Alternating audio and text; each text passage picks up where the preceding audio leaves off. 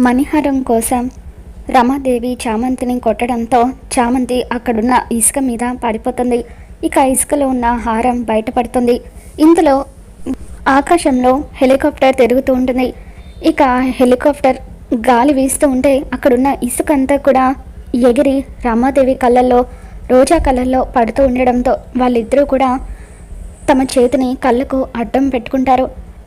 చామంతి తండ్రి చామంతి దగ్గరికి వచ్చి తనని పైకి లేపి, అమ్మ చామంతి, ఏంటమ్మా వీళ్ళు ఇలా కొడుతున్నారు అని చెప్పి అంటూ ఉంటే, అప్పుడు ఇక్కడ ఉండాలంటే ఇవన్నీ తప్పవు నాన్న అని చెప్పి చామంతి అంటూ ఉంటుంది.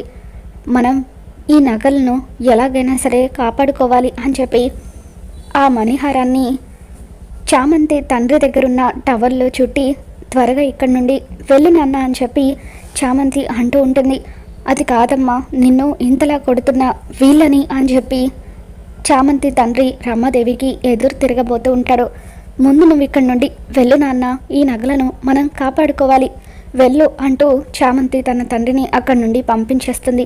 దాంతో చామంతి తండ్రి అక్కడి నుండి వెళ్ళిపోతాడు. కొద్దిసేపటికి ఆ ఆకాశంలో ఉన్న హెలికాప్టర్ అక్కడి నుండి వెళ్ళిపోవడంతో ఇక రమాదేవి, రోజా ఇద్దరు కూడా చామంతి వైపు చూస్తూ ఉంటారు. ఈ వీడియో మీకు నచ్చినట్లయితే తప్పకుండా లైక్ చేయండి.